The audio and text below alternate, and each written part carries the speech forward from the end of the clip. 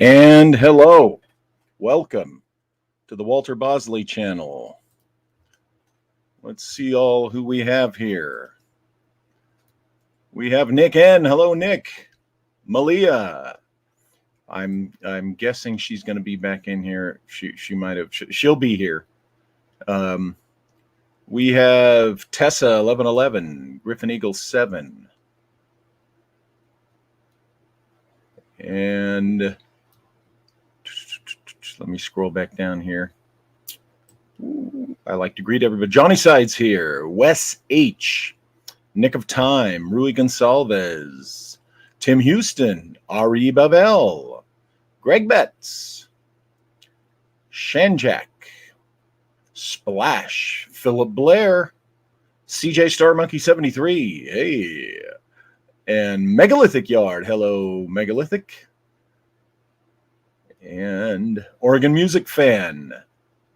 Splash. D. Dorothy. Papa No. Not Papa Yes. Papa No.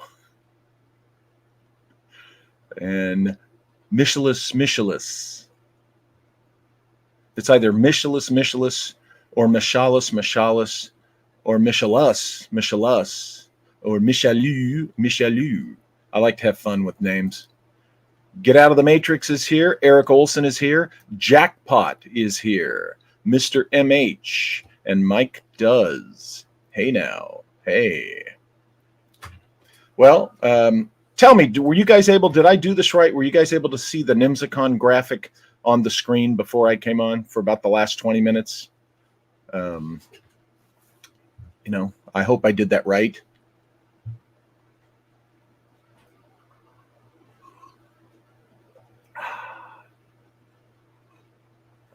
This is my Secret of the Amazon Queen mug. You can't see the letters that close, but there we go. Okay, cool. Shan Jack, Mike Does. Thank you, Nick of Time. Thank you all. So today, I want to start out by reminding you to go to walterbosley.com for all your Walter Bosley book needs, and other things can be obtained there. Coming on the 1st, you can get your tickets to look around me, around this box that I'm in. You've been looking at the graphic for 20 minutes. Nimzacon. Hold on a second. I'll let you take a look at it.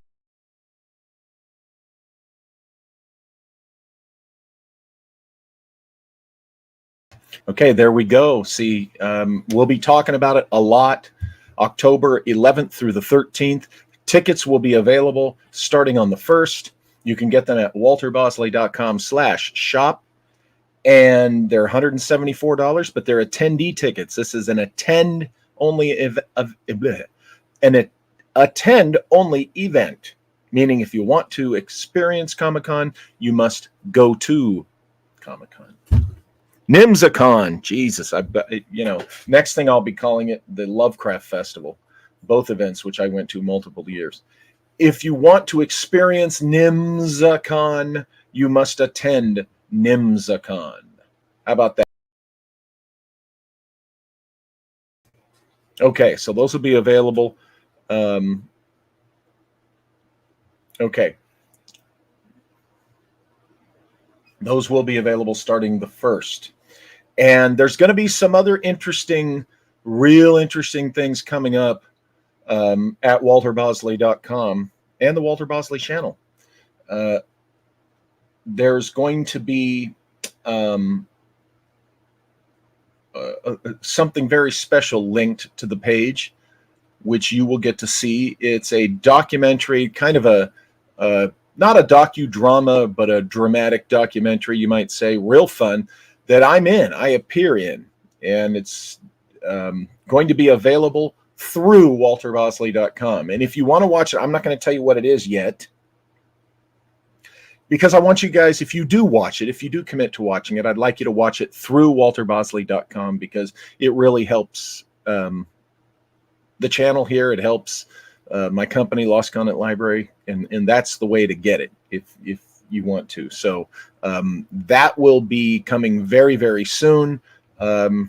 It's just a matter of I'm waiting for the contract to process, and I think you guys will we'll have a lot of fun with it, and it's informative. And by the way, Seshari is involved in it too. And speaking of Seshari, oh boy, folks. First of all, Seshari is going to be having his own webpage finally, his own internet home very soon. But more immediately exciting for you is Monday. The Walter Bosley channel is going to start a new live stream, an additional episode. Okay, so that means Mondays, Wednesdays, and Saturdays, the show with Malia. Mondays and Wednesdays and Saturdays are all days that we're going to be live streaming here.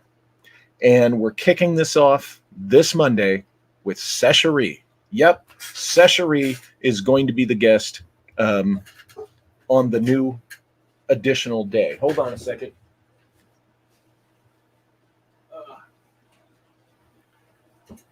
Had to get my pillow cushion for this chair because it's a really uncomfortable chair, and I have to sit on it for an hour and a half. So, yes, let me tell you, we have the speakers for NIMSACON 2024, the returning lineup.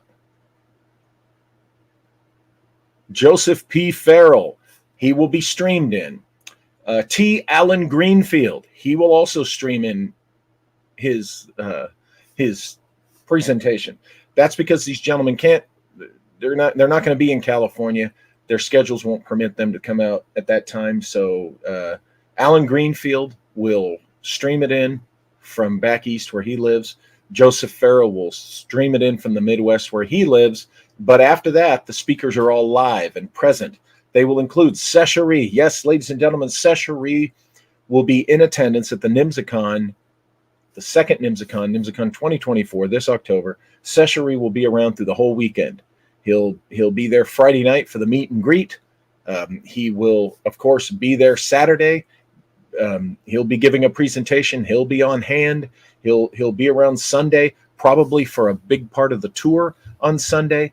But Seshari will be speaking live this year at the NIMSACON, along with myself and Olaf Phillips and Dave Allen, local Sonora historian extraordinaire and radio personality. Dave really has helped make this event even happen in the big way that it's happening this year, a much bigger event than last year. And you guys that came last year, we're really looking forward to seeing you again. And we're looking forward to seeing a lot more of your faces. But again, folks, this will not be streamed. Let me fix my camera here a little bit. Just that. I'm not liking that. There we go. Huh. Okay. Anyway, this will not be streamed. NIMSACON. You have to attend. So, we this is in the spirit of people wanting to get back after the quarantine years and what it did to society and business and stuff. We're trying to get back to, the idea of, having an event that you have to attend. And more events now are, they kind of tried the streaming thing for a year, and that just really didn't work. I was a speaker at Contact in the Desert, scheduled for 2020. Of course, we know what happened there. They ended up streaming it in 2021, and it just wasn't the same. So we're a live attendee event, and we're really looking forward to seeing you. And it looks like Paul Reedy's here. Hello, Paul Reedy. Paul and I, as you guys know, many of you regulars know, we went to high school together, and we were in the same Boy Scout troop before high school. We were in Troop 32, Yucaipa, California. And it was pretty cool. So today, let me get to what we're going to talk about today, because I've been blabbing already for about 15 minutes or so. I looked at that time and it said 29 minutes. I'm like, oh my God, but I've actually only been here talking with you for about 10 or 15. So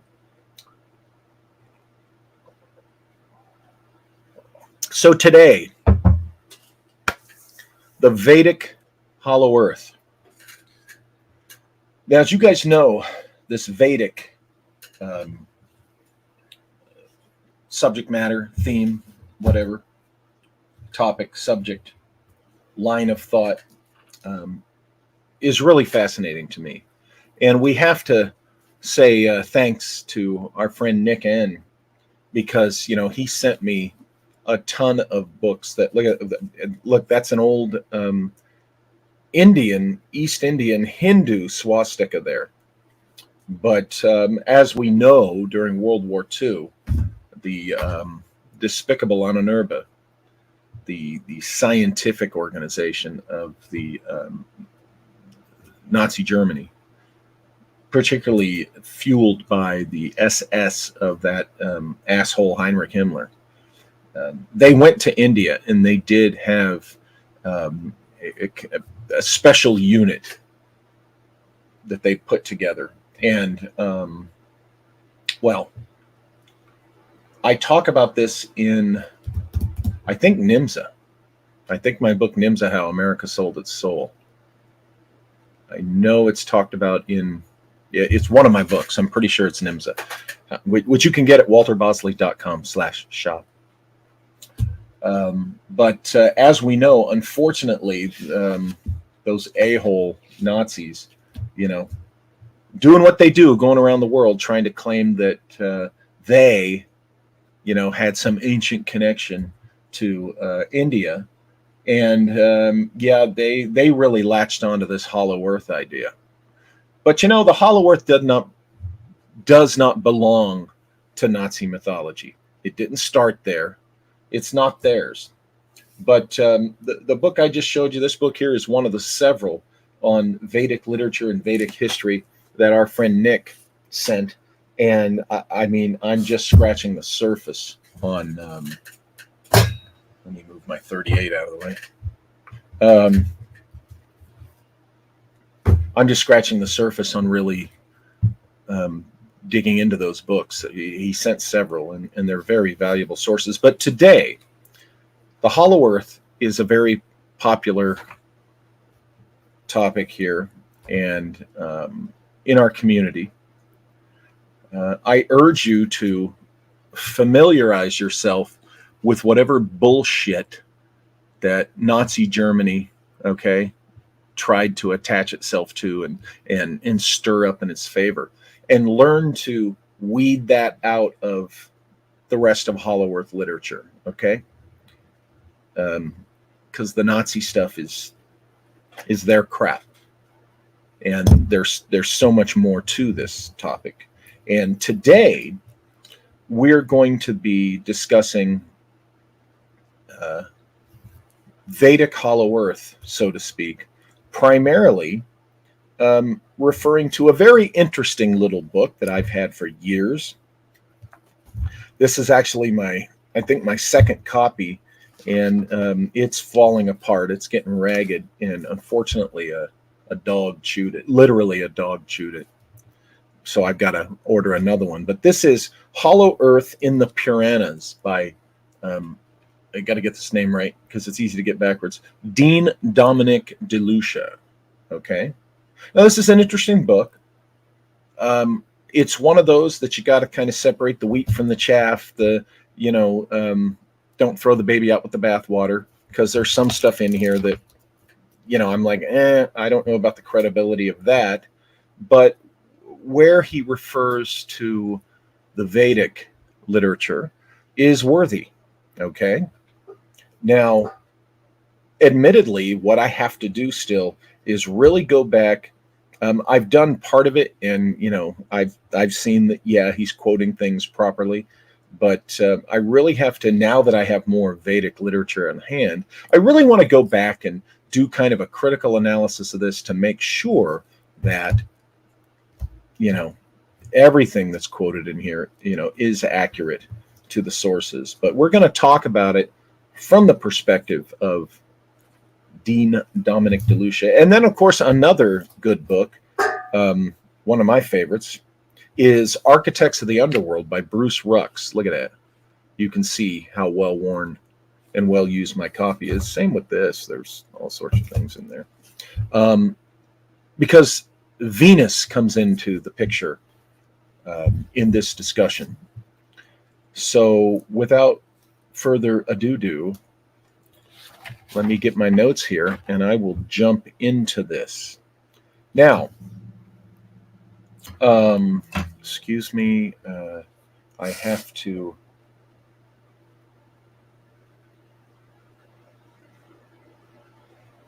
respond to a private investigation case client that I have.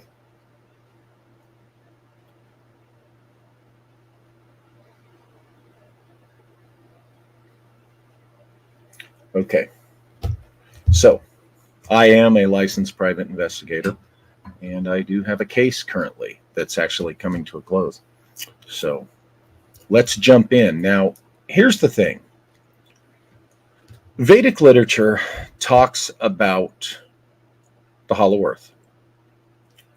And there's some pretty interesting things that Delucia, in his book Hollow Earth and the Puranas,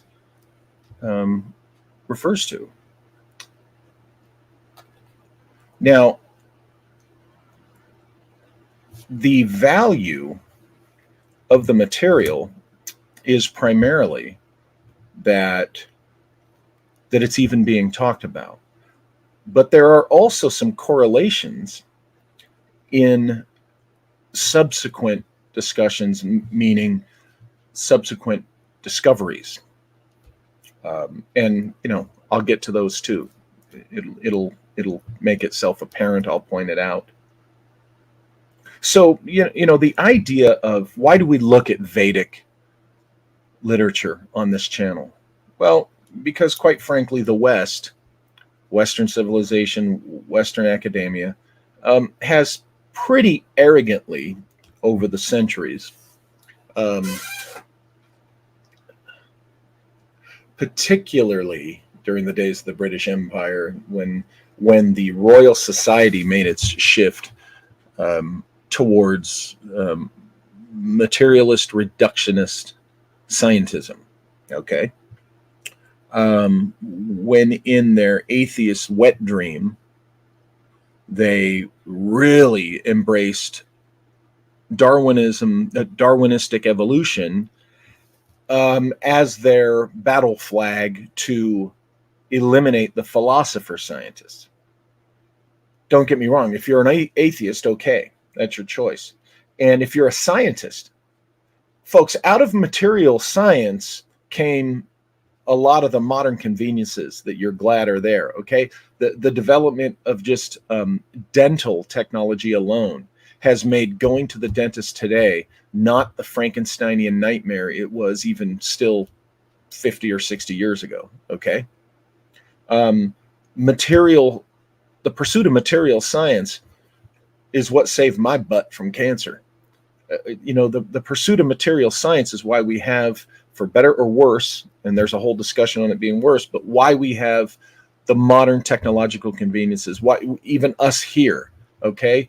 Electricity, electronics, the digital age, okay? These lights, the microphone, just being able to do the things we do. Material science is not an evil,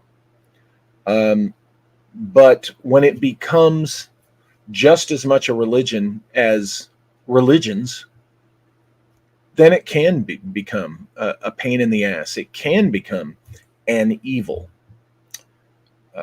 So you'll hear me talk about the change in the Royal Society, which was in 1830, okay, and really started having its deep impact, around the world by 1840. It's because those idiots threw out the babies with the bathwater. They decided that what it was is they were jealous of philosopher scientists. You see, philosopher scientists, they were men, jack of all trades. They were men who understood, a broader picture of the world, realities, this, that, and the other science. But the materialists, these were the guys that pushed being a specialist. Now, being a specialist, means you're an expert in one thing, but maybe you have no fucking clue how what you know really does fit in and work with the big picture.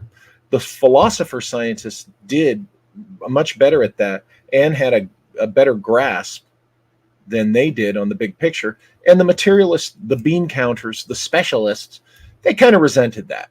You know, it's like today. There's a lot of mediocre people out there who are in positions of authority, power, influence, whatever. And a lot of these people really hate anyone who is smarter than them. Okay, they really despise the person who grasps more the big picture than they do.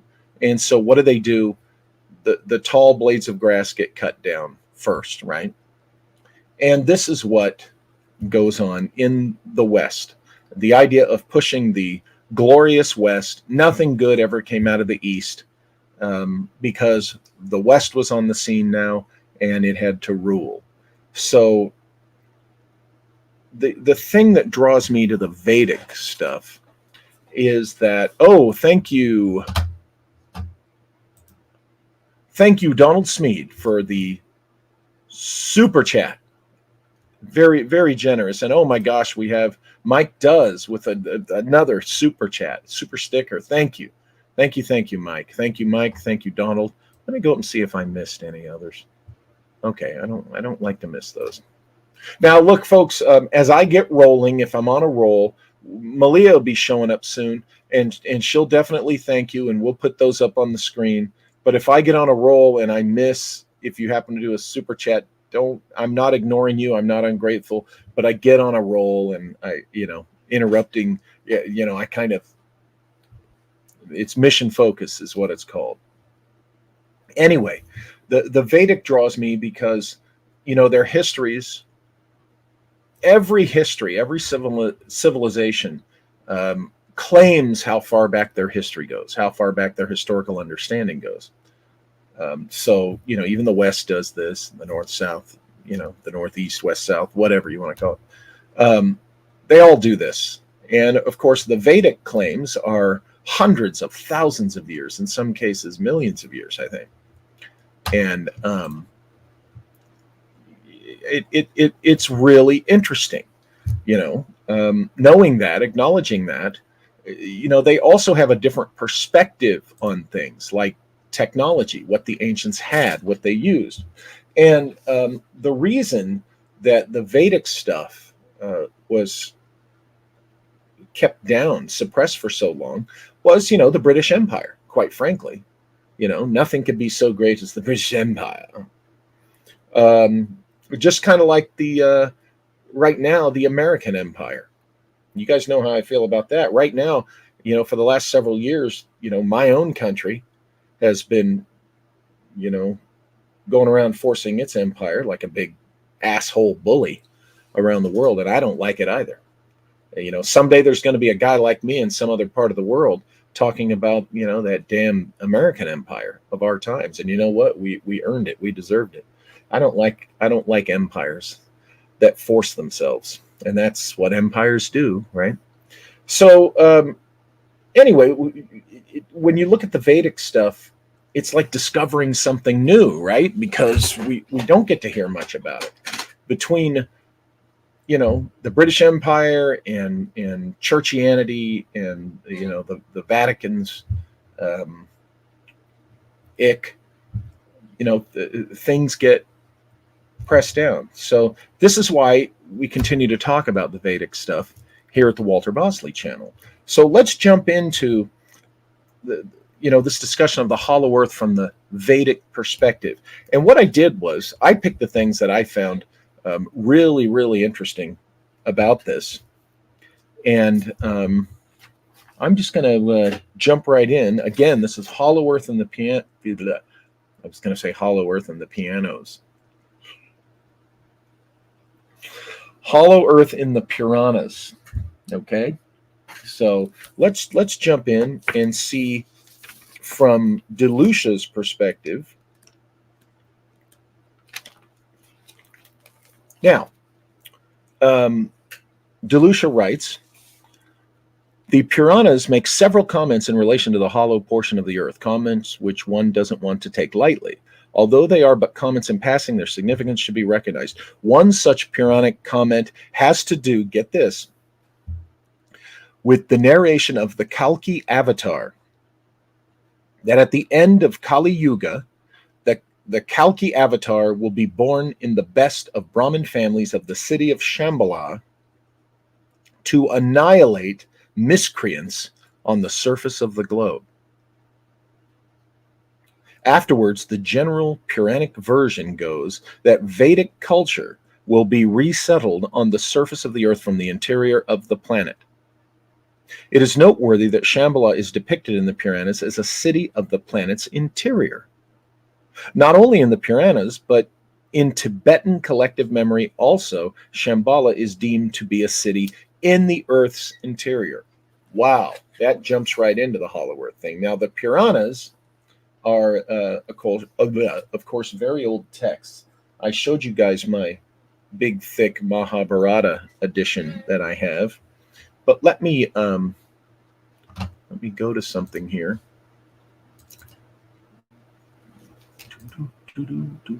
Okay. This part, I apologize. This part I didn't have. Ready? Let's go right to the basic information about the Puranas. Okay.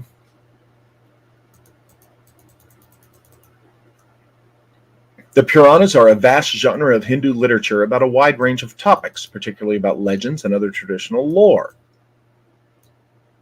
Let's go to. They're included in the Mahabharata, by the way. Let me find what I'm looking for here.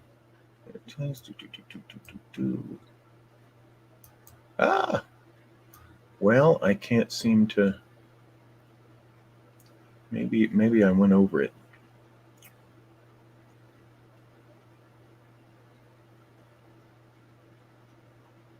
Okay, here we go. I'm trying to find a particular Puranas. I'm looking for just a general consensus on the. I wanted to get the date right. What they, some sources have certain Puranas going back to the 7th century, but of course the information. I'm sorry, 7th century BCE, or even earlier. Okay, BCE. I still say BC because I'm not a fucking boomer, but I'm like right after them. Okay, so Wendy Doniger, in a study of Indologists, dates the Markandeya Purana to about 250 CE. So there are people that they date certain Puranas, but the origin of them is a long time ago, is what I'm trying to say, right? So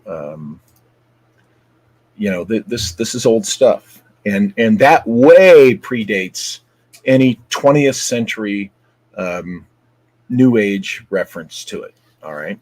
So Malia's here. Hey, let's see how Malia likes today's backdrop, which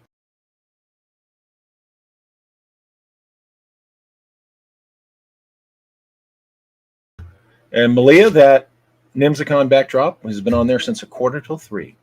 So oh, by the way, somebody asked why we're in 2 different locations, and that is a technical issue. Where Malia moved, there's an internet issue.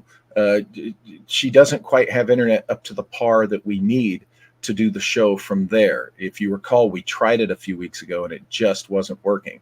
So I come over here to do the show, and she's in the process of working with her new landlord to get the internet hardwired. She's been having to rely on Wi-Fi, and it's not sufficient. So I'm here where I am hardwired to the internet, and hopefully soon she'll get it, she'll be able to get that resolved, and we'll be back in the same place doing the live stream. Although she lives in one place and I live in another. I mean, just across the Santa Ana riverbed from each other, essentially. So let me go back to this.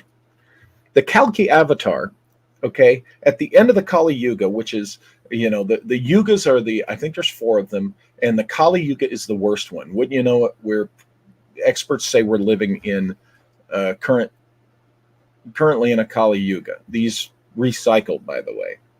And it's the shittiest age. It's when all the bad stuff happens before a big, legitimate reset, not that globalist Klaus Schwab reset shit. But the Kalki avatar, think about this, will be born in the best of Brahmin families of the city of Shambhala to annihilate miscreants on the surface of the globe. Afterwards, the general Puranic version goes that Vedic culture will be resettled on the surface of the earth from the interior of the planet. As I read a moment ago, it is noteworthy that Shambhala is depicted in the Puranas as a city of the planet's interior, not only in the Puranas, but in Tibetan collective memory. Also, Shambhala is deemed to be a city in the Earth's interior. Now,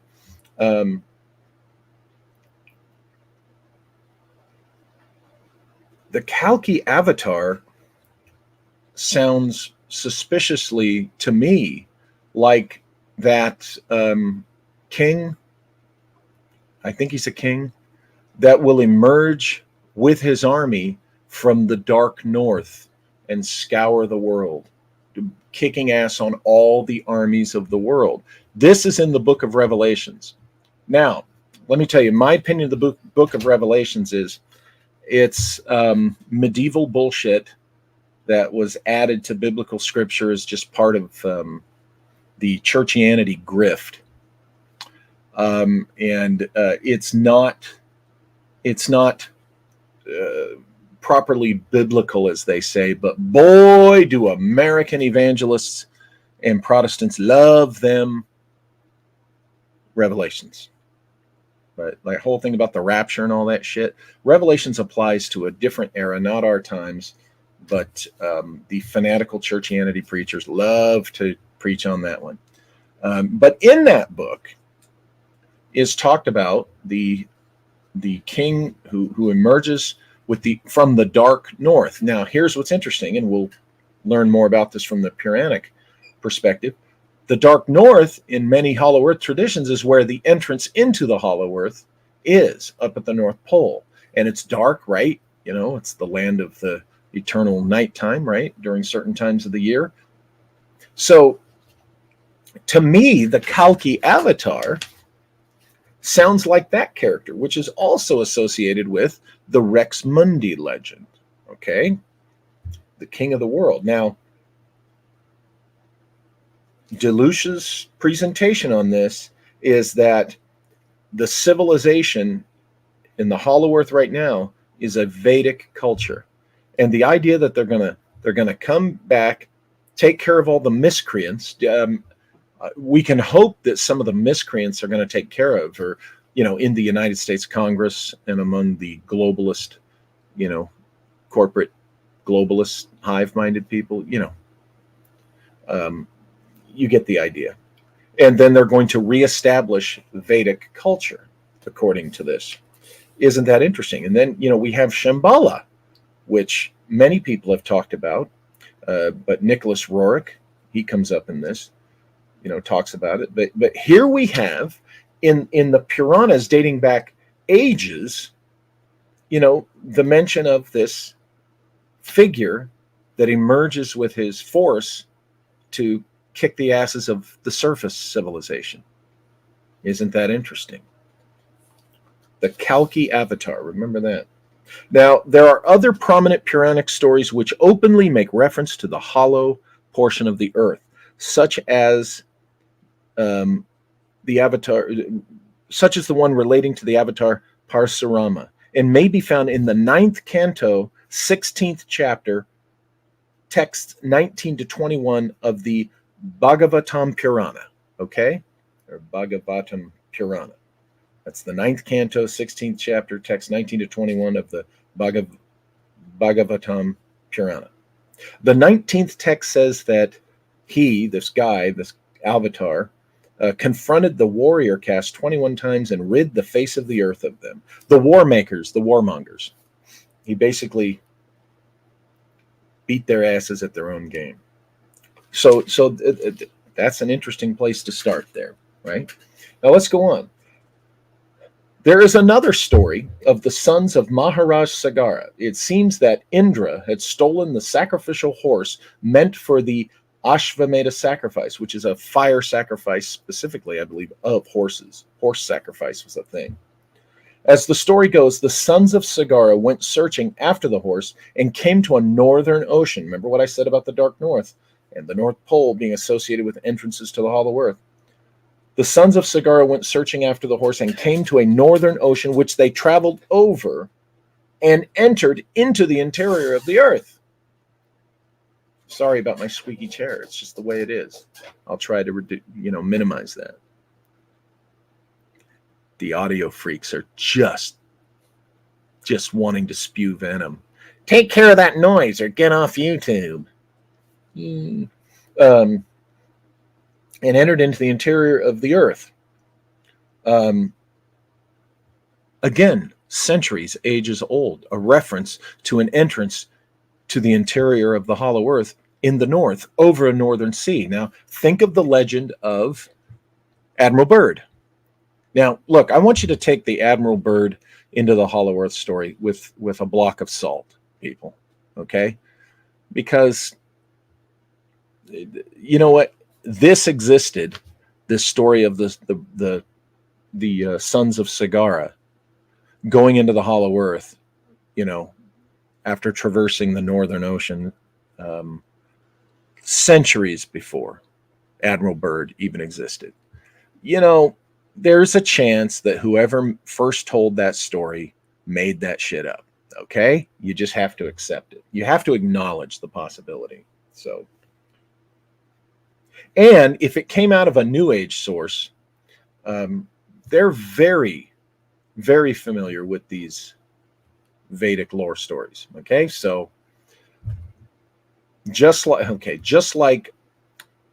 Byrd going down to South Pole Antarctica and the alleged Nazi flying saucers, and oh my God, they drove them out of the South Pole, and these things were. That's been so wildly exaggerated, and just not. People aren't using their critical thinking or even following up on the research of that. But Walter, I read an article that says, or I heard a guy on the radio the other day who said, I don't care. If you look at it, you'll see what I'm talking about. There's every reason to doubt that version of what happened down in the Antarctic. Okay. Indra had stolen a horse, and so the sons of Sagara went to look for it, and over a northern ocean, they entered into the interior of the earth. Now, Hollow Earth investigators have talked about, as I just said. So isn't that interesting? One preceded the other. So are the modern investigator stories just all riffing on the Puranas, or have their investigations started to reveal something legitimate about this idea? Okay, reading on from Delucia, the Bhagavad Purana doesn't go into as much description as other Puranas do. Think about that. The Bhagavad Purana doesn't go into the detailed description on the Hollow Earth stuff as other Puranas, but it's still interesting. It just says that the sons of Sagara went in the northeast direction. Okay? But even this statement seems to confirm the placement of the opening by Hollow Earth investigators, who place it in the north and to the east of the Russian peninsula Severnaya Zemlya, or Zemlya, however you wish to pronounce. How interesting is it that in order to reach this area from India, one has to go northeast? So that's a good point. The ancient stories say they go north and to the east, and then they go over Northern Sea and enter into the Hollow Earth. And, ages later, modern cartography, I say modern cartography, I mean of the last 200 or 300 years, you got to go northeast from India to get to, up there that northern sea, that polar area. So, you know. Now, here's an interesting entry. Nicholas Roerich, who we've talked about here, wrote a book, Shambhala, which was published in 1930. I don't have that one on my shelf. Roerich had traveled in Tibet and related the rich Hollow Earth folklore in that book, which mentions the cities of Shambhala, Shangri-La, we were just talking about Lost Horizon, and the kingdom of Agartha. Thank you, our friend Marshall, for sending this. Quite possibly, the Tibetan Hollow Earth collective memory has been better conserved because of the tunnels that are said to run between Agartha and Tibet. Okay, so the idea is that Tibet got influenced or learned about this from the Vedic culture. So there's that. The Vedas talk about all sorts of advanced technology, as you know, but today we're talking about Hollow Earth.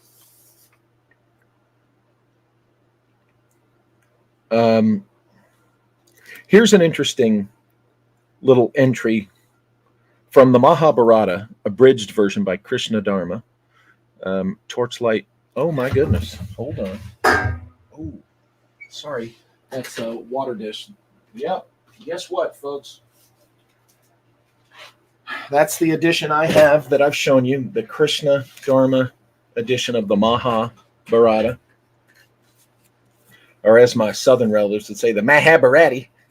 The Mahabharata Krishna Dharma edition. Hey, if you're new here at the Walter Bosley channel, we're casual in our presentation, but we try to be factual, or at least interesting. From the Mahabharata abridged version by Krishna Dharma, Torchlight Publishing, 1999, page 164. Sri Krishna said to Yudhishthira Maharaj, "You are fit in every way to perform the Rajasuya sacrifice and become the world emperor, but you will first have to overthrow the powerful Jarasandha, who has formed a near invincible alliance with numerous other monarchs. He has extended his influence and control throughout the middle portion of the earth and has designs on the rest. He is the biggest stumbling block to your plans." Now, the middle portion of the earth usually means inside, not the band around the equator, the inside, right? So let's go to page 22. I found this interesting. I highlighted this. I wanted to share it with you. Everything is being controlled by time.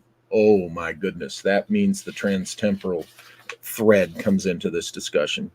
This is from chapter 52 of the Brahmanda Purana. Jaimini said, and it's all these quotes by Jaimini, and one of them is, everything is being controlled by time. Time alone is the master of all. Now, the context, when you understand the context and you've been reading this stuff, that's the phenomenon of time, not just the measurement of time. And, everybody grows old, everything, all empires fall, blah, blah, blah. He doesn't mean the march of time. He means the phenomenon of time. So let's jump to page 26. Now, here's what's interesting. It's referring to those sons of Sagara, okay? And they're going to get the horse back from Indra. Indra stole the horse, right? That their father wanted to use in the fire sacrifice. And the horse has gone around the world. So they're chasing it all over the world. Now get this.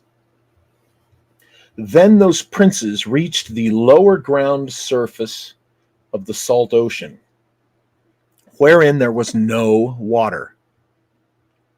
With great delight, they encircled the horse and entered the interior of the earth. Folks, that's from the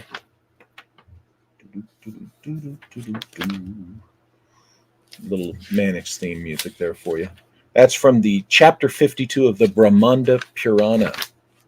Now, what is this? They reach the lower ground surface of the salt ocean. Does that imply that, when you get down to the bottom of the sea, the bottom of the ocean, any ocean, and you see that sandy bottom, right? Is that what they mean? The lower ground surface? Okay, the bottom of the sea. We get that.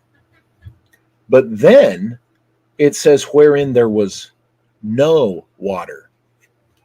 Where did they go? What sea was it? What ocean? Where they get to the bottom and there's no water. What the heck? With great delight, they encircled the horse and entered the interior of the earth.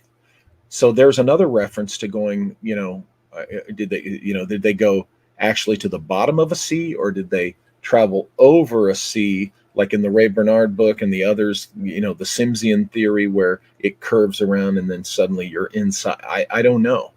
But, maybe there's some chamber that they went through where there's literally kind of like an airlock situation. And there's an entrance into the hollow earth. But there it is in this particular Purana. Again, the Brahmanda Purana. Okay. He goes on to say that the ocean mentioned is the Arctic Ocean. In the Bhagavat Purana, it is stated that the sons of Sagara went into a northeastern direction in order to find this ocean. Now, remember that, the northeastern thing we talked about. The only ocean in a northeastern direction from India is the Arctic Ocean. So Delucia is saying, through analysis, it's the Arctic Ocean. So somehow there's something going on in the Arctic Ocean, according to this tradition, that you go into the water down to the bottom. And the only way I can describe it to our modern mind is an airlock type situation. Oh, I wish I had some water sitting in front of me. I have moringa green tea here with monk fruit sweetener, Malia, just in case you were concerned about what I was sweetening it with.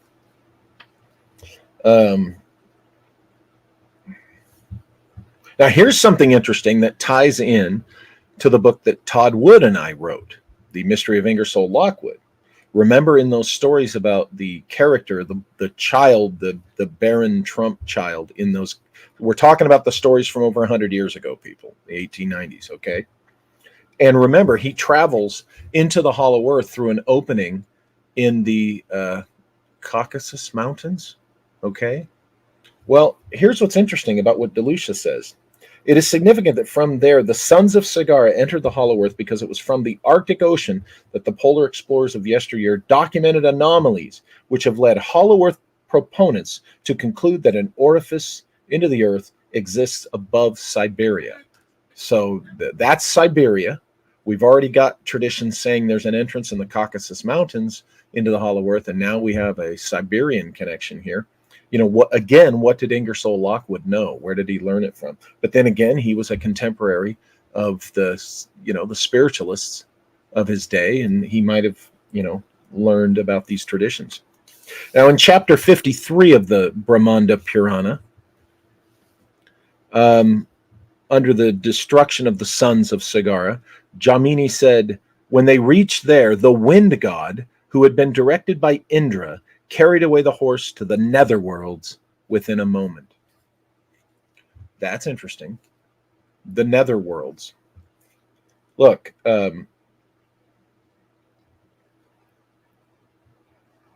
Delucia points out that netherworlds refers to the underworld or subterranean world, okay, generally. So again, a reference to that underground subterranean realm. This is very, very interesting. Let me see. Now this is where we're going to start coming into Venus, I think. Venus enters this narrative.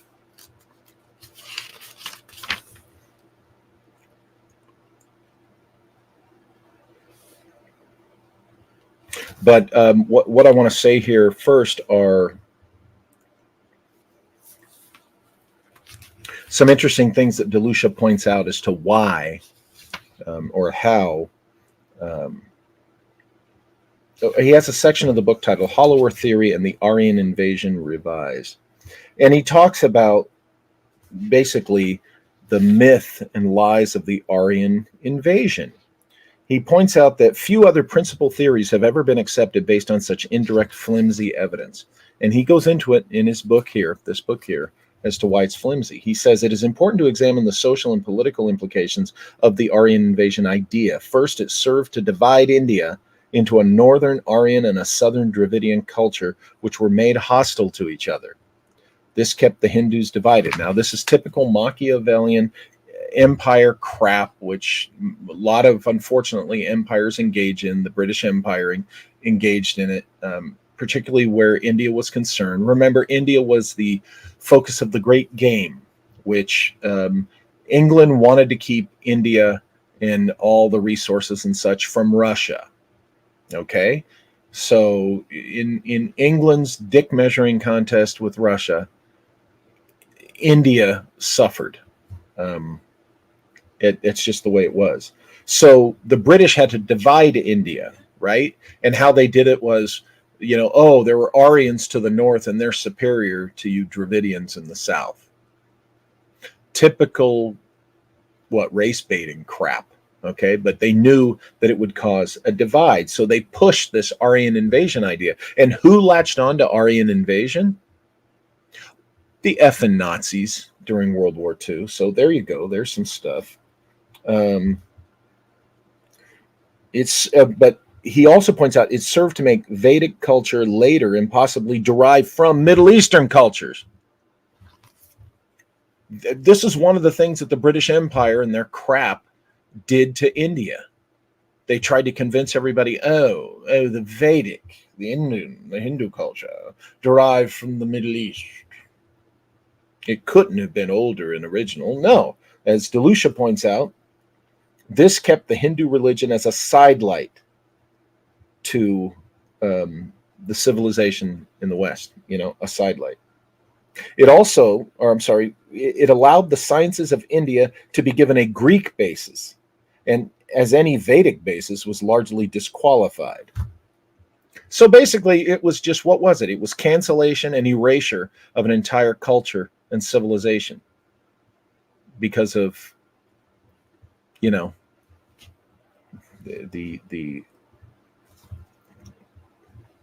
narcissistic control of a Western empire. And my own country is guilty of this shit for quite a while. It discredited the Vedas, but also the genealogies of the Puranas. See, so it discredited most of the Hindu tradition and almost all of its ancient literature. See, that was a way of suppressing what we're talking about. Okay, it was Western academia, Western political control sought to suppress and discredit and hide the Vedic histories. That's why we're now, in the early 21st century, it's only been 100 and some years that people in the West have turned on to this stuff and been like, hey, wait a minute, this isn't the crap we were taught in Sunday school or first, second, third grade, and on and forward. I could go on, but I won't, because we're supposed to be talking about the Hollow Earth and the Puranas. But anyway, this division served a social, political, and economical purpose of domination. So anyway, I thought that was interesting. I thought it was important.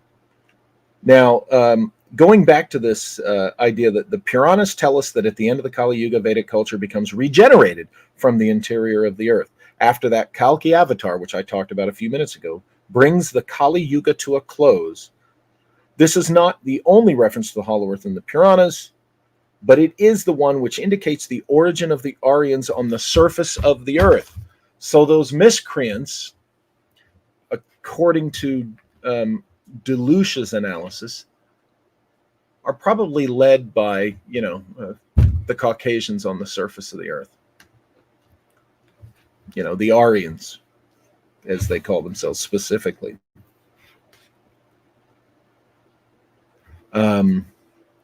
Going back to Nicholas Roerich, in that book Shambhala, in which he wrote of his travels through Tibet in the 1920s, through the Karakoram Pass and the Altai Mountains. Now, this book might have become the Altai Himalaya book that I do have, that many of us do have. So, because I'm familiar with that particular stuff. Roerich wrote of passing over what seemed to be hollow areas by the echoes from the horse's hooves.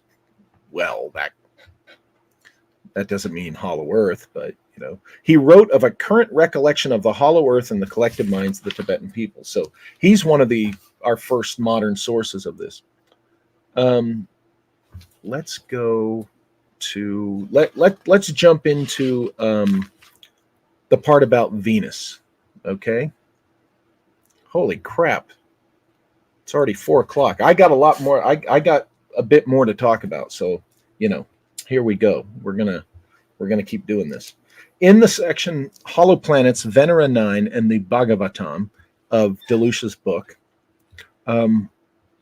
he has a picture of an image of the surface of Venus from the Russian Venera 9 probe, which did not last very long.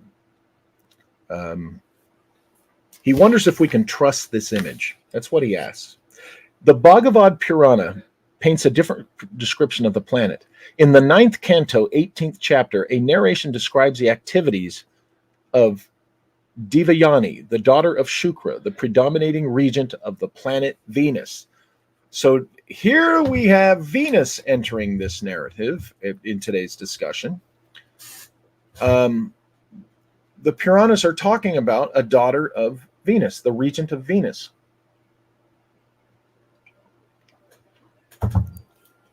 Very interesting. As you know, Venus has long been involved in the lore, the modern lore of UFO encounters and people from other worlds and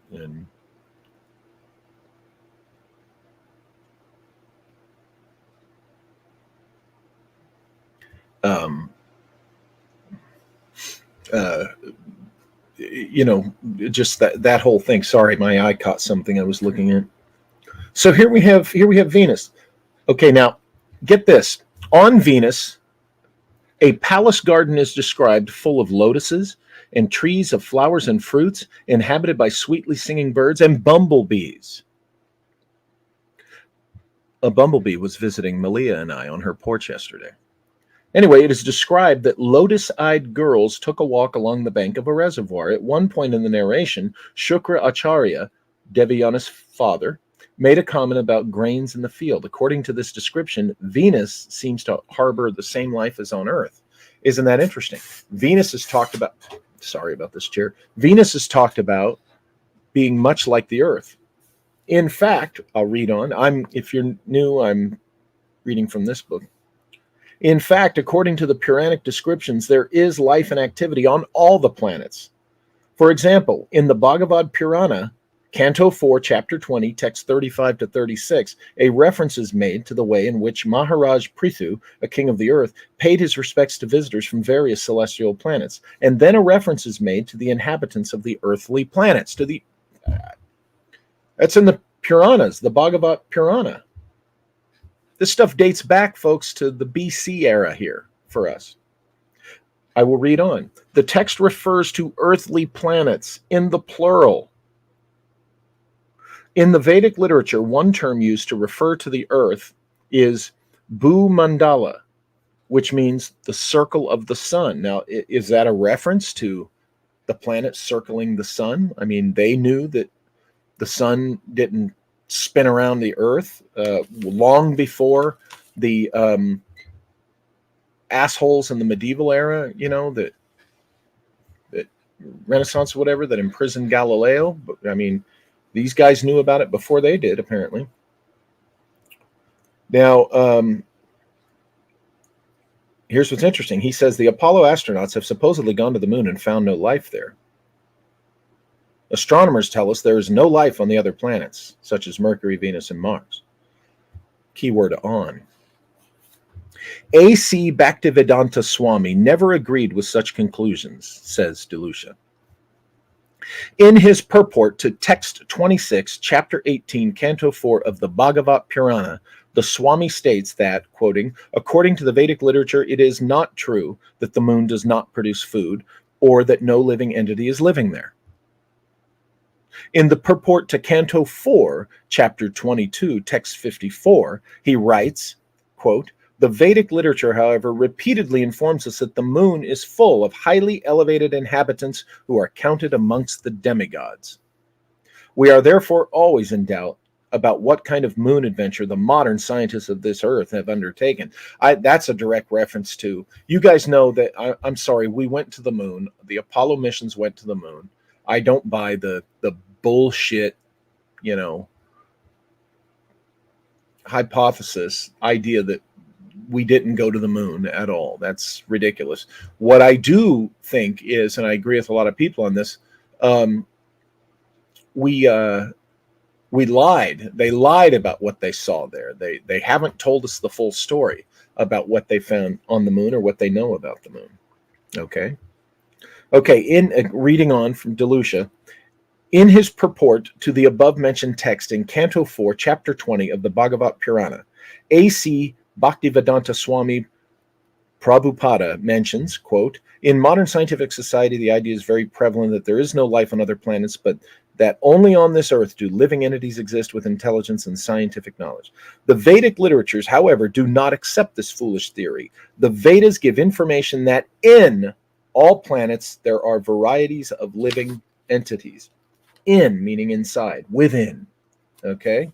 Continuing on with this idea, Bhaktivedanta Swami made in the summary study of the Bhakti Ramasrita Sindhu, on page 11, he writes of how the yogi, quote, can enter into the sun planet, simply by using the rays of the sunshine. Okay, I think there's some metaphoria. Is that a word? Metaphoria? If it isn't, it is now. Metaphoria. That's, you get these interesting things here at the Walter Bosley channel, like terms, metaphoria. In the metaphoria, I think what's buried in there is the process of what they're meaning and how this can be done. But what I find interesting is enter into the sun planet. The sun is looked at as another planet. Isn't that interesting? I'll read on. Could it be, remember, this is discussing the where is it? The Bhagavat Purana. Could it be that the principal population of a planet lies inside the planet's interior, and that parks, lakes, and lush vegetation described in the Puranas in relation to the moon, Venus, and other planets exist inside of them, along with inhabitants? Okay, remember, this is referring to ancient texts that propose these ideas, this discussion. Now, DeLucia presents what he thinks is evidence of these ideas in a NASA photograph of Venus, number 79-HC, that's Harold Charlie -46, 79HC-46. And it seems to do so insofar as it supports the hollow planets theory. Now, he cites that he got the photo from Jan Lamprecht, who wrote the book Hollow Planets, okay? And he points out that in this photo, you can see signs on the poles of Venus that something ain't right according to the standard explanation that they give us. And he writes, we can start with the evidence of polar openings. Astronomers tell us that the atmospheric level above the Venusian North Pole is 15 kilometers lower than the rest of the planet. Is this depression indicative of atmosphere being sucked into Venus, just as cloud billows superimposed on the southern pole indicate a huge spiraling out draft? Does ventilation occur through the Venusian poles? That's interesting. In other words, the air gets sucked in through the North Pole, and everything that after it goes through the hollow earth, things get filtered out through the bottom. Venus does, in fact, experience a rising and falling of its atmosphere by as much as 1.1%. That represents a huge expansion given the fact that the diameter of the Venusian globe is supposed to be 7,700 miles. Could the expansion of the Venusian atmosphere and the billowing at the poles be a symptom of the planet's breathing through those polar holes? DeLucia cites the following. On the 29th of March, 1873, W.F. Denning observed a depression in the polar regions, which he described as looking like a small crater. Is Denning's depression related to a polar opening instead? In the early 1970s, this depression was seen again by a number of British and American astronomers.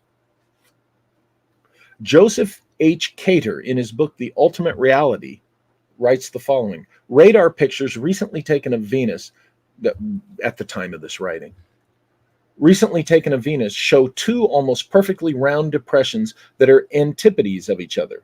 One has a diameter that is 40% as great as that of the planet itself.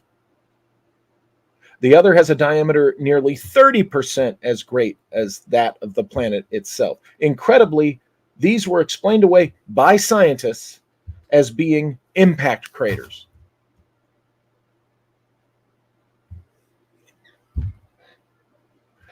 DeLucia is going to ask the same thing. What are the odds that there would be massive impacts, not just one, but two, on a given planet, one at its North Pole extreme and the other one at its South Pole extreme? Bullshit. Bullshit flag. Okay? The impossible coincidence that a planet would have two such craters nearly the exact antipodes, I say antipodes, tomatoes, of each other has been cheerfully ignored. Yes. Yeah. You know, NASA, never a straight answer, right? Let me make sure I'm covering the next page that I wanted to. Why is it that Venus has been entirely mapped by radar except for the poles? Now, I apologize. I intended to look that up. I just had a crazy morning, and I was going to look it up to see if since this writing, the poles of Venus have been mapped by radar. So if you guys want to look that up and you find it, please send me the link. I will look it up later. But you see, isn't it interesting that Venus is talked about as having life and civilization and on the inside of the planet in these ancient Puranas? Okay? Now, if you recall, it was in the early 60s that NASA slammed an object into the moon and then reported in public sources that the moon vibrated and rang like a bell, that it was hollow.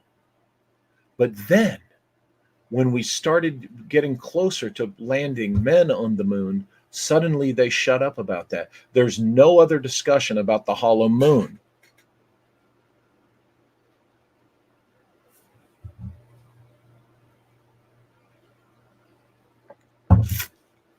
Just saying. Think about that. You know what? That's just like Joseph Farrell and our friend Daniel List, dark journalist, and others point out that anti-gravity technology was being pursued and talked about a lot in open source publications, right? And then somewhere in the late 50s, around 1958 or 9, suddenly no more. It went quiet. Now, that has been implied to be in support of the T. Townsend Brown making a breakthrough in anti-gravity. I say something similar with this hollow moon thing. It's reported openly by NASA, and then as we get closer to landing people up there, landing men up there, suddenly we're not talking about the hollow moon anymore. What did they see on the moon? Folks, stop with this stupid, ignorant bullshit, by the way, which started right here in Redlands, just to the south of me, the next town over. A guy who was a student at the University of Redlands, okay, which this does not do any good argument for the intelligence of people in the Inland Empire here, when this idiot started this "we didn't go to the moon" crap, right here in Redlands. I live here in the home of that stupid idea that is latched onto by people who do not grasp or just simply cheerfully ignore the science. Okay. And I'm going to get shit for this. I'm going to get nasty comments from, some guy that's like, oh, that's my favorite theory. Or the guy who has Dunning-Kruger, the guy who thinks he's the smartest in the room. Notice I say guy because 99% of the time it's males. Ignorant cocksurety. Wait a minute. There's one more thing I want to mention. But my point is, the real secret of the moon missions, folks, get off this crap that we didn't go. We went. The real secret is what we found up there, what we encountered up there. And maybe the hollow moon might be a source of some of that stuff we encountered. Now, did I already read that? Oh, here we go. This is one last little bit from this book, and then I'll jump over to Rux. Okay. Does Vedic culture remain in the hollow earth? In Sri Ramayana, we have several scenes which are suggestive of the existence of inner areas of the Earth's crust, as well as a hollow activity. For example, after Srimati Sitadevi had been kidnapped by Ravana, Sri Laksham swore to Rama that he would pursue the rascal even if Laksham had to chase him to the dark caverns of the earth. That's a quote from the Ramayana. In chapter 8 of the Ramayan's Kishkinja section, Rama proves his ability to Sugriva by discharging an arrow which pierced, this is a quote from the Ramayana, pierced through 7 palms, a rock, and the innermost region of the earth, and then came back to the quiver. What does that sound like? That sounds like a smart weapon. Yeah, that sounds like some type of smart weapon. Or I want you to think about something. What if it's not a physical arrow as such, right? What if he had some type of plasma weapon device or some type of beam type particle weapon device that was able to shoot this energy bolt that passes through solid objects, goes down into the earth, does what it's going to do, and then the beam returns and goes back into the device, or it goes down into what it's penetrating, and what comes back is not the weapon, the projectile, plasma, whatever, energy. It's the response of what he fired in there. What if it was some type of thing that could read what was in there and maybe instantaneously map, its target? So I don't know what I'm trying to think of. I just read that, and I'm trying to think from our 21st century perspective, our 2024 perspective now, what that might actually be describing, right? Very interesting. The innermost region of the earth, and this is the words of the Ramayana, which is ages old. So, again, that's Hollow Earth and the Puranas by Dean Dominic DeLucia. And it is one of those, don't throw the baby out with the bathwater books. It's one of those that, you got to separate some, the wheat from some chaff. But folks, there's really good stuff in this. Now, was he sending a signal to or attempting to attack the Vedic civilization that was down inside the Hollow Earth during that war? Or is that when this Vedic era civilization went down in there? Now let's go to Rux, because Rux, and you know what? Yeah, I'm going over today, but this is a conversation I think you guys are enjoying. We have a good crowd. I want to welcome everybody who's new to the Walter Bosley channel. Thank you for coming and checking us out. I hope you like what you're seeing and hearing, and I hope you come back. Remember to go to walterbosley.com/shop for Walter Bosley books. Now, continuing the discussion of the Vedic Hollow Earth, I want to keep following this Venus thread. So what I've got here are some pages of Bruce Rux's Architects of the Underworld. Now, if you don't have this book and you're interested in these things, you really got to get your hands on this. Architects of the Underworld, Unriddling Atlantis, The Anomalies of Mars, and the Mystery of the Sphinx by Bruce Rux. And it's published by Frog, but I'm pretty sure you might be able to get this in David Childress's catalog, The Adventures of Unlimited Press, but I'm sure you can find it online too. But this is a must-have. My first copy of this is in storage somewhere, and this is my second copy. So let's, on the issue of Venus and life there and weird things there, let's refer to Rux. And I've identified some references. On page 246 in the correlations chapter of this book, Rux cites the following. A 1958 NASA commissioned Brookings Institute report, the famous Brookings report. Many of you folks that have been around ufology and such, you're familiar with this infamous, I'll say, Brookings Institution report. This was given to Congress after it was accomplished a few years later. And this report was done on potential pursuits into outer space, right? This was before we really started a manned space program. And the idea was, what could we expect to find? And I'm quoting from Rux. Exceeding 200 pages in length, the Brookings report document discusses the possibility of encountering, and this is a quote from the Brookings document, artifacts left at some point in time, end quote. Artifacts left at some point in time. The past. Artifacts, relics, ancient. Maybe not ancient, but left at some point in time.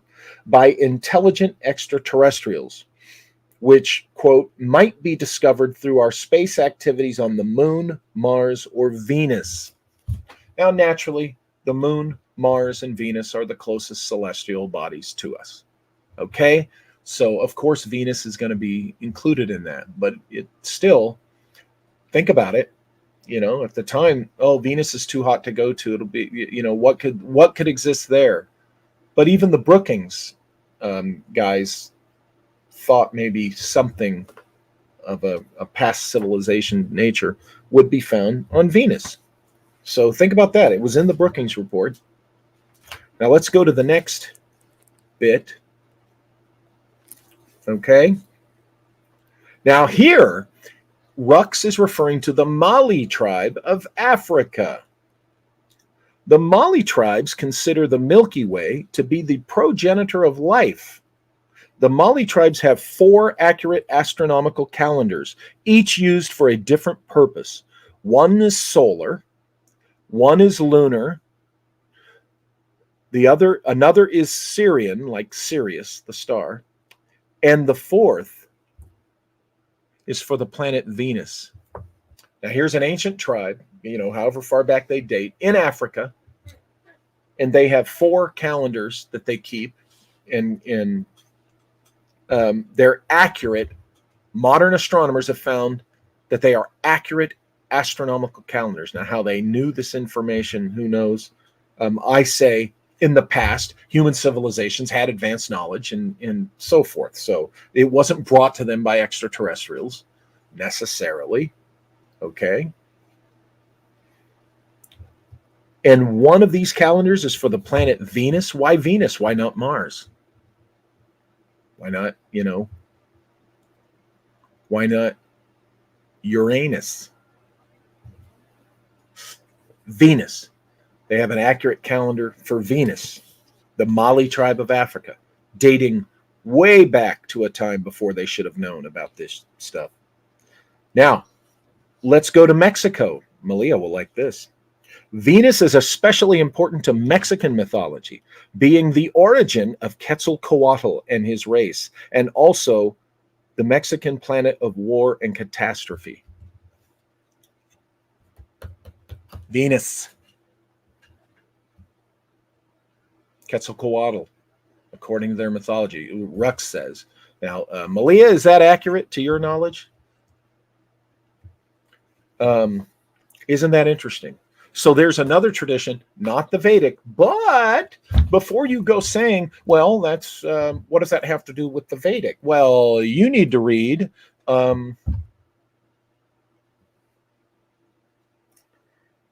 oh gosh, the last book on Atlantis you'll ever need to read. What's that guy's name? Help me out, live chat. Help me out. Off the top of my head, I always forget this guy's name. The last the last book on Atlantis you'll ever have to read. Oh my gosh, help me out, folks. I know one of you knows the author of that book. He has a book that's about this thick. He gets right to the point. Okay, he gets right to the point. It's about the size of Delush's book. Oh, sorry, I'm shaking the camera. He points out the Vedic connection to Mexico and ancient Mexican culture. Gene Matlock. Thank you, Marley did it. Marley did it. Marley gave me the name. Gene Matlock. I do not know why that name escapes me when I'm here talking on the show. But Gene Matlock, check it out. He points out all the Vedic, how he sees it, the Vedic sources of not just ancient Mexican cultures, but, ancient native cultures in North America, what we call North America as well. So isn't that interesting? So let's now go to, continuing in Rux, let's go to, let's continue on the Mexico connection, where Kukulkan and Quetzalcoatl were said to have come from and returned to Venus, or the east. Their exact equivalent, Viracocha, returned to the west. Perhaps the east refers to an earthly location, likely Egypt, Rux says, and the west to another world, or vice versa. However the case may be, he's saying that Kukulkan and Quetzalcoatl allegedly returned to Venus. So that's really, really interesting. Let me make sure I'm continuing. Rux writes on, it is important to note that Venus, the great star and the Lord of the Dawn, is colored red, black, and white in Mexican art. Okay, red, black, and white are the colors of Atlantis, remember? Venus, or the Star of the East, was also the Egyptian Bennu bird, the phoenix, the soul of Re, and the living symbol of Osiris, perishing in flame and rising anew from its own ashes, a destroyed and resurrected civilization. As spell 17 of the Book of the Dead describes the cosmic war of antiquity, the children of heaven entered into the eastern part of the sky. There straightway taketh place a battle in heaven and in the earth to its whole extent. Okay. There's that transtemporal cosmic war thread in there, folks. I'm telling you. We need to not assume that there's no life coming from Venus or existing within Venus.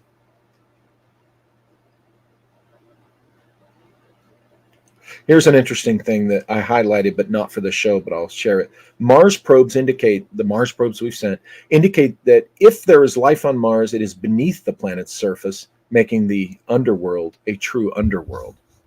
That's kind of interesting. So let's go to the next thing I noted. Only a couple more notes, and then, 418. So on page 418 of Rux, okay, get this. The U.S. government began investigating the possibility that the race behind the unknown spacecraft was one parallel to our own, the race of beings, and connected to human life from antiquity. They discovered this no later than 1958. In that period, NASA was formed for space exploration, and the Brookings document speculated that our discovery of alien artifacts on Mars, the Moon, and Venus was inevitable, as I mentioned before.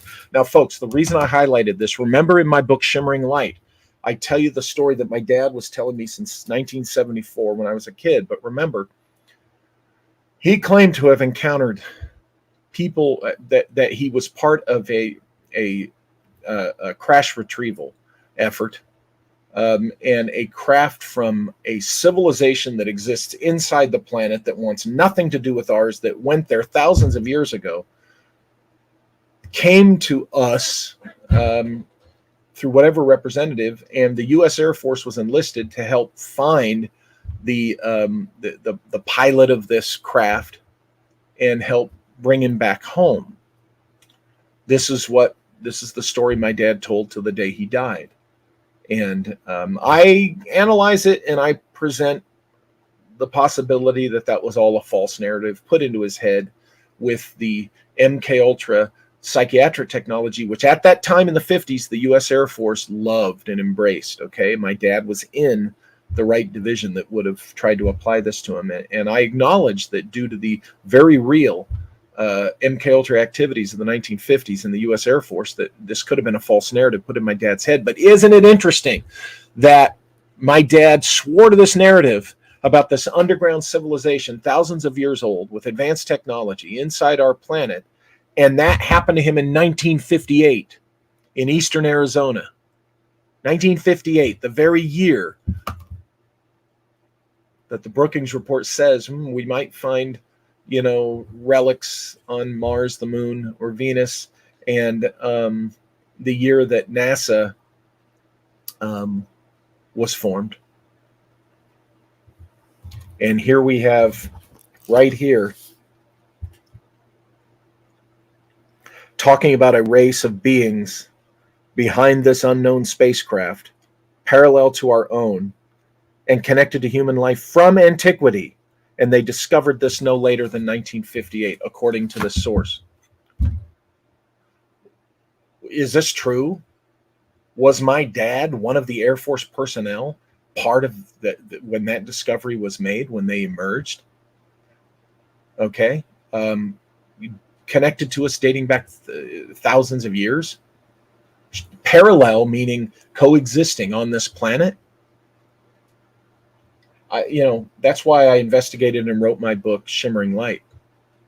So, I'm not saying that, God's honest truth, I believe it, I take it at face value, because actually I do a very critical analysis of it. But isn't it interesting? Isn't it interesting, the parallels between that, and this? Okay, page 428 in Rux. I'm quoting from Bruce Rux now, Architects of the Underworld. And this is Venus related, otherworld related, which, Venus being inhabited is mentioned. Venus is mentioned in the Hollow Earth and the Puranic discussion. So here we go. Herman Oberth's comment in 1974 that the leaps in mankind's post-World War II technology owed something to the, quote, people from other worlds. Now, if these people from other worlds, some of them came here long ago and they've been coexisting with us on this planet, our modern post-World War II scientists would have been easy access for them, right? I'll read on. Indication that government scientists knew even earlier that the war's end of a former advanced civilization on Earth is confirmed.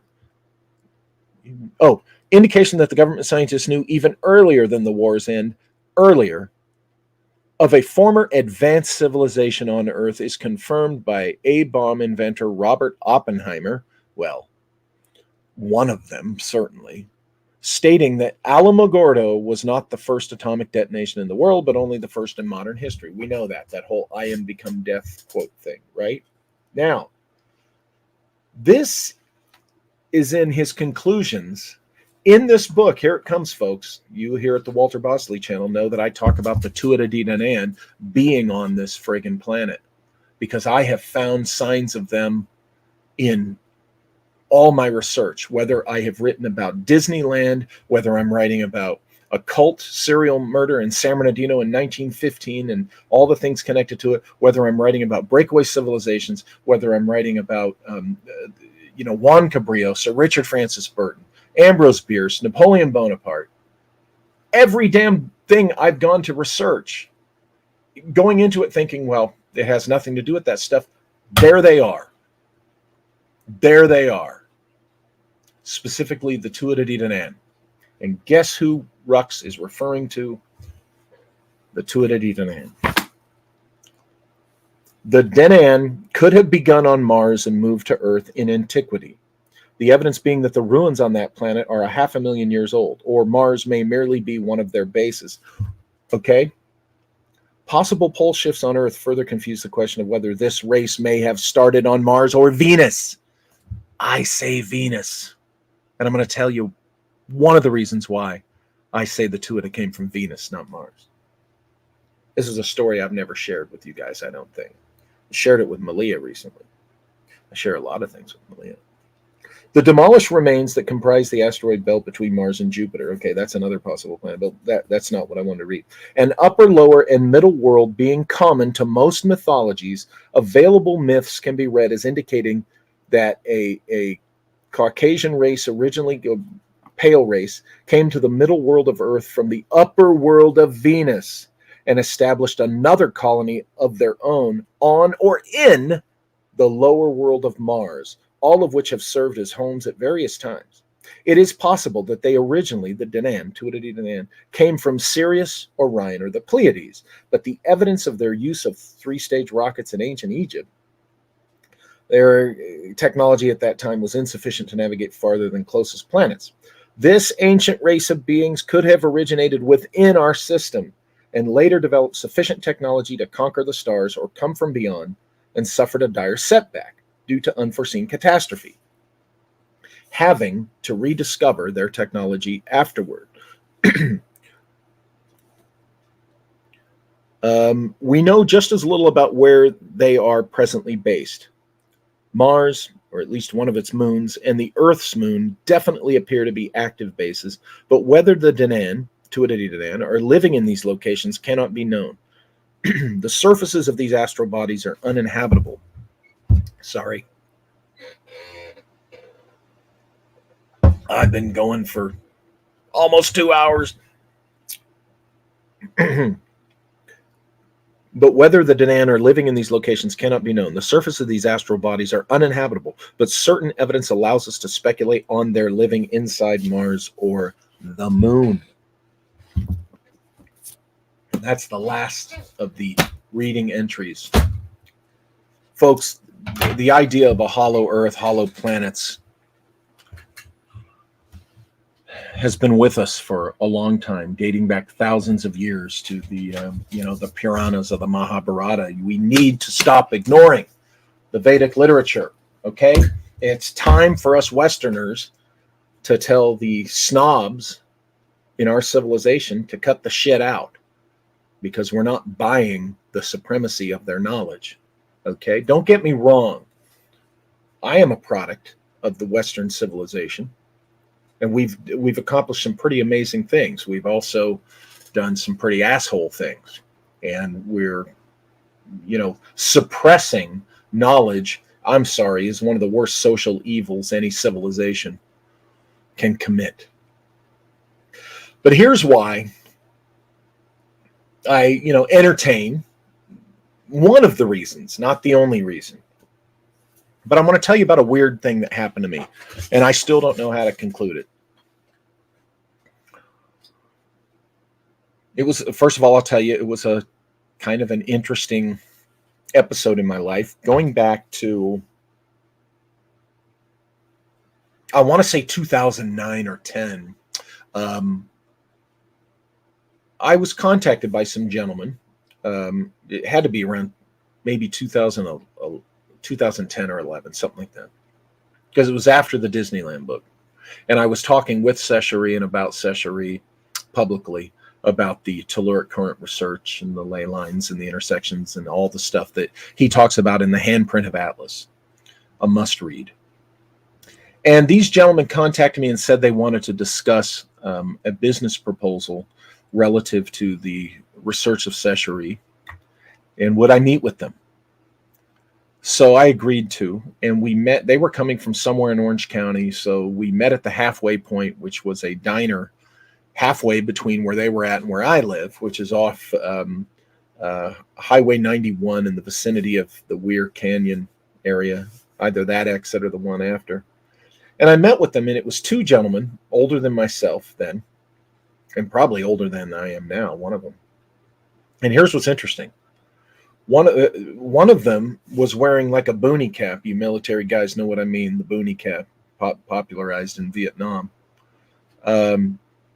And sunglasses. And he never took the boonie cap or the sunglasses off the whole time we were sitting inside. Now, these two gentlemen, I I met them. We got the table, and before they started talking business, now both of them are older than me, but the younger of the two looks at the guy in the boonie cap with the glasses, who's much older, and he had red hair, almost garishly red hair. I assumed he had colored it, dyed his hair red, because he was an older guy, at least in his 70s.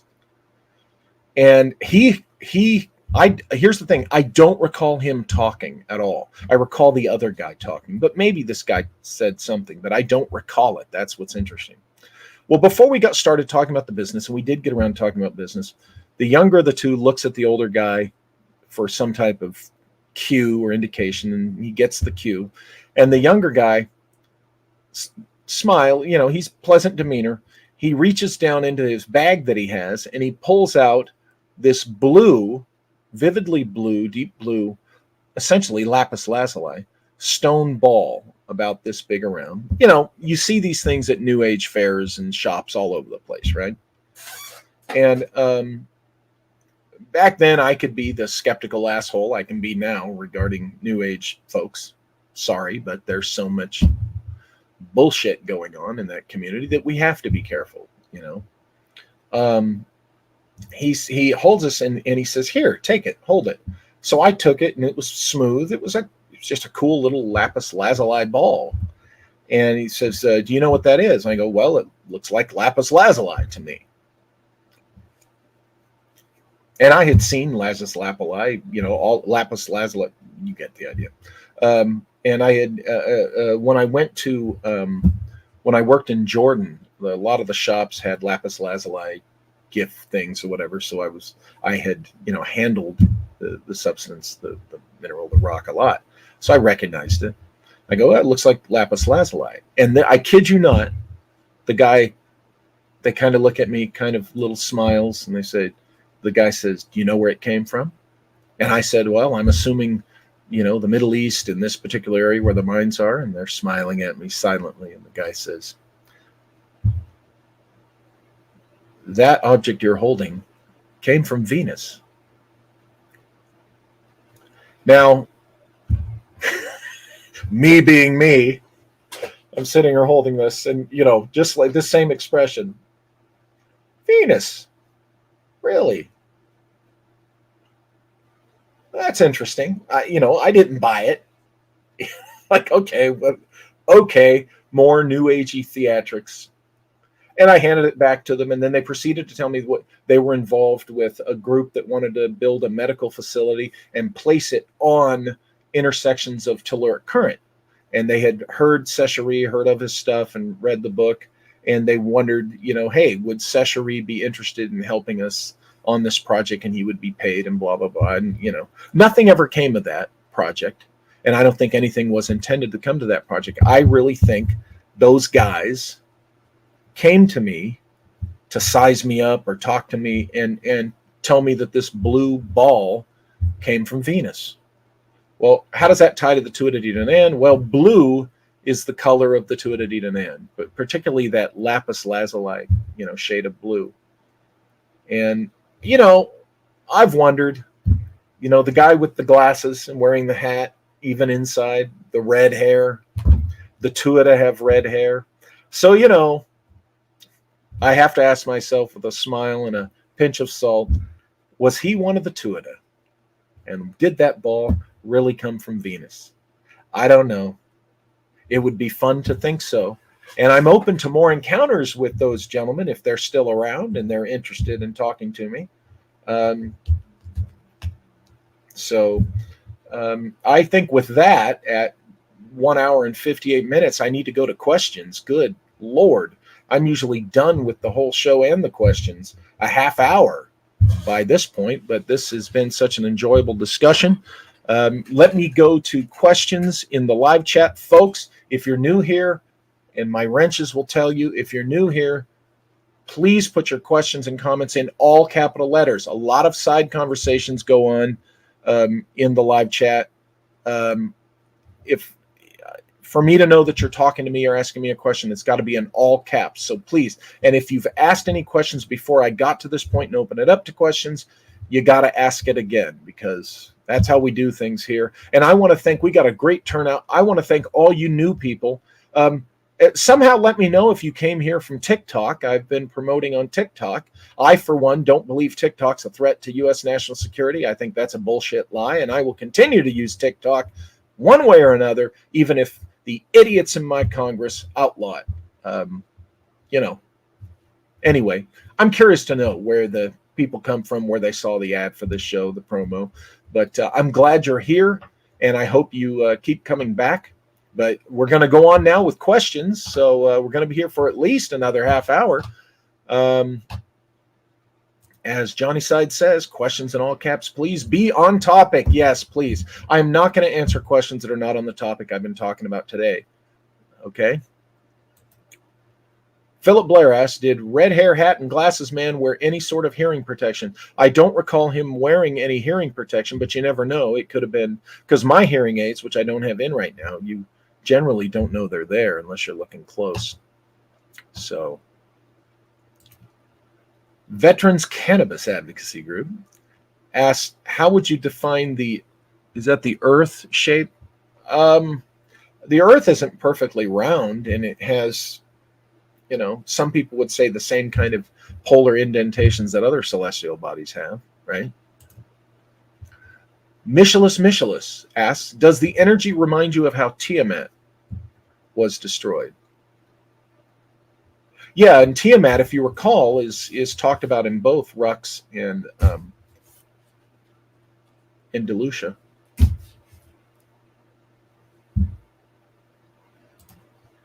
Modwiz 125. Hey, Modwiz. Walter, thank you for focusing on the Vedas. It is time for us to move to metaphysical college. Indeed. Indeed. And we got to be open to the Vedic literature and histories, folks. There's a whole bunch of important, accurate stuff, I believe, in the Vedic histories that, Western civilization needs to frickin' get over it. Academia, let's be specific here. Western science and Western academia need to get over its friggin' self. You guys aren't the goddamn end-all be-all of it. Stop it. When you do that, Western academia and Western science, we know what you're doing. You're protecting your territory. You're protecting your fiefdoms. You're protecting your what's that when you're a professor and you know what I mean? You're just protecting your own reputations and legacies, which your legacies are going to just be blown like dust, okay, across the desert, like 5 minutes after you die. So, it's not going to live beyond you. Veterans Cannabis Advocacy Group again asked, did you find the Encyclopedia of Alien Races valid? I'm not familiar with the Encyclopedia of Alien Races. Philip Blair asked, how did they say the round blue stone was transported from Venus? They didn't tell me, Philip. They didn't go that far into it. They just said it was from Venus. They let me handle it. They smiled, and then they went on with their business discussion. Tenure. Thank you, Oregon Music Fan. These guys are just protecting their tenure. Solar Warden asks, are you aware of any corroborative references to Hollow Earth in ancient Persian, Old Greek, or Roman texts? Rux and Delucia. Rux talks about that, as does Delucia, but I was trying to, even just sticking to the Vedic perspective, you see how long I had to go. Much longer than I usually go on this show. But yes, it absolutely, Solar Warden, in the Old Greek, the Old Macedonian, look at the Odyssey. The Odyssey and the Iliad. I have my Iliad right over there. Homer has has Odysseus go into the underworld, right? Literally. And, of course, in the Roman version, Ulysses does too. Veterans Cannabis Advocacy Group, Book of Alien Races. It exists reportedly. Okay. Marvin Monroe. Walter, I just wanted to recommend Nilish Oak's channel because I know you have books by another guy with the same last name. Oh, P.N. Oak, one of the authors of the many Vedic history texts that our friend Nick N. sent. So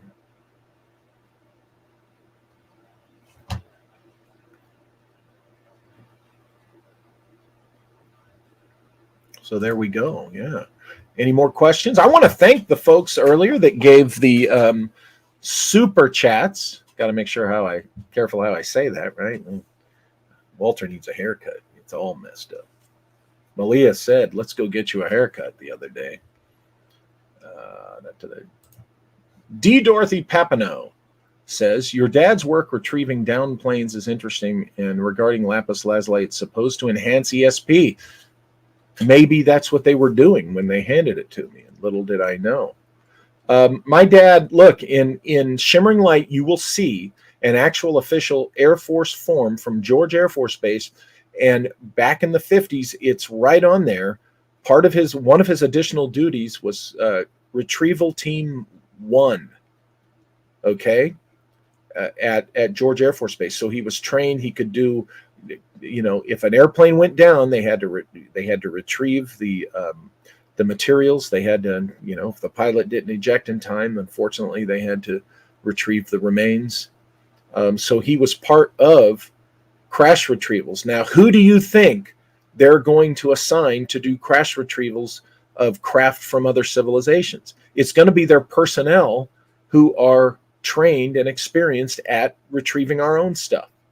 So, in fact, in the UFO community for years, decades, I've watched people say so-and-so was on a retrieval team, and they never provide any kind of documentation. In Shimmering Light, I provide the documentation. Let me see if I've got that handy so I can show you a copy of all my copies are over at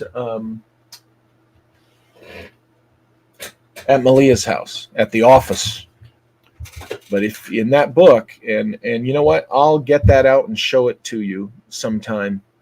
But yeah, it's right there, and it dates back to the 50s. So he was verifiably documented as being on a crash retrieval team, being crash retrieval personnel.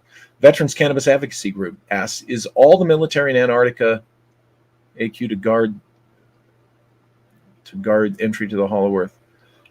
I don't know if all the military is there to do that, but I'm sure that's part of some of their duties. If it's true, folks. Oswald Spengler, but Indian Americans are the most woke in academia. Do you mean Native American, so-called Indian, or Eastern Indians? And are they really? Are you talking about just the leftist radicals among them? I think there's probably, to be fair, I think you probably need to be a little more specific.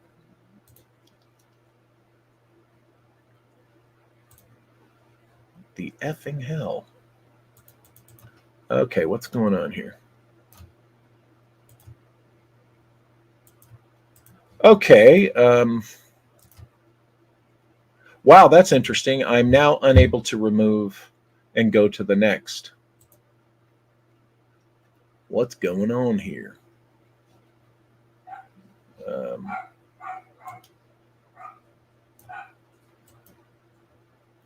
Okay, for some reason I'm unable. Are you guys still seeing me? Because I'm clicking to go to the.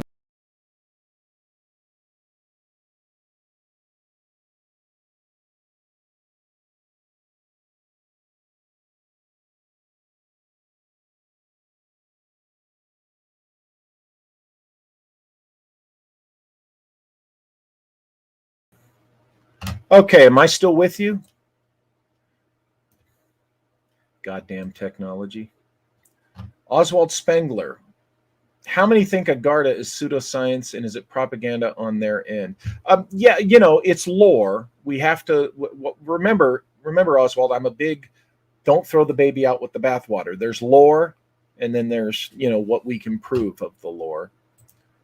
Philip Blair, is the polar hexagon on Saturn relevant or not because it's a gas giant unlike Venus? The polar hexagon is very, very interesting, but that's not the subject of today's topic, so I don't know how to answer that. Veterans Cannabis Advocacy Group, or perhaps to communicate or monitor entry and exit. Possibly. D. Dorothy, your dad was involved in the mid-50s. See, you know what I'm talking about. Solar Warden asks, do we know if Admiral Byrd had any interest in these text ideas before his supposed experiences finding large openings and anomalies in the North Pole flights? Okay, first of all, the story of him finding the openings, okay, that's not likely legitimate. That's not Byrd. Somebody probably made that up. Okay, we can't, let me put it this way. No one has ever yet verified that Byrd actually wrote those diaries. Okay, that is still rumor, and there's still very good reason to doubt that he did. Okay, so I can't answer that based on any validity that Byrd really wrote that stuff. Okay, so until we learn something more and better, Beaches to Mountains. Walter, is there a specific video or book where you talk more about this in your mentor? Shimmering Light, yeah, a little bit more. Don't think that I go into the Vedic stuff in Shimmering Light. I don't. But as far as my dad's experience in the Tuatha and that weird stuff, you can, check. So, okay. I hope I didn't lose a bunch of people. Okay, good. Good. So, okay. Well, folks, my gosh, I've been going on for 2 hours and 10 minutes. We got time for one more question. Very good one. Beaches to Mountains. What do you think about the strange death of Byrd's son? Oh boy. I wrote about that, I think, in Secret Missions 5, Veiled Destinies. And yeah, I think it's highly suspicious, particularly the parallels between that and the last days of Edgar Allan Poe. And I present all that and analyze it in Secret Missions 5, Veiled Destinies, available only at walterbosley.com. walterbosley.com/shop. Get that there. Johnny Side. Oh, damn, screen jumped. Johnny Side, thank you. Johnny Side says, great show. Oswald Spengler, I meant Eastern Indians, and sure there are plenty of anti-woke among them, but the ones who are the most... Okay. Okay, well, think about it. Those are the ones that came to America, too, and there's going to be some... In every race has its woke and anti-woke, so we, Interesting observation, though. Philip Blair, how do they explain the Venusian poles being impact craters? What made them allegedly? I think that's just kind of an out-of-the-ass hypothesis. Have to do with the Kali Yuga? Yeah, all this I read earlier in the episode. Go back, you'll see that I talked about the I'll say this.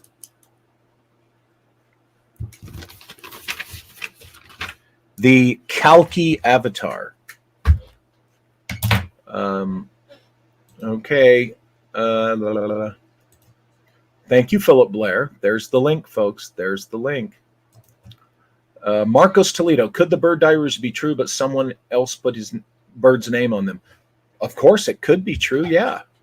But I don't think it was Byrd. Soulite US Expat, Future Forecasting Group, remote viewed Edgar Allan Poe's death, as I recall. Oh, that's interesting. I want to learn more about that. Okay, folks, that's really got to be it. I think we had a record turnout, one of our best episodes. I hope you guys liked it. I hope you found it interesting. Remember, please, on the 1st of July, you can get your tickets. I'm going to pop off here so you can see NIMSACon.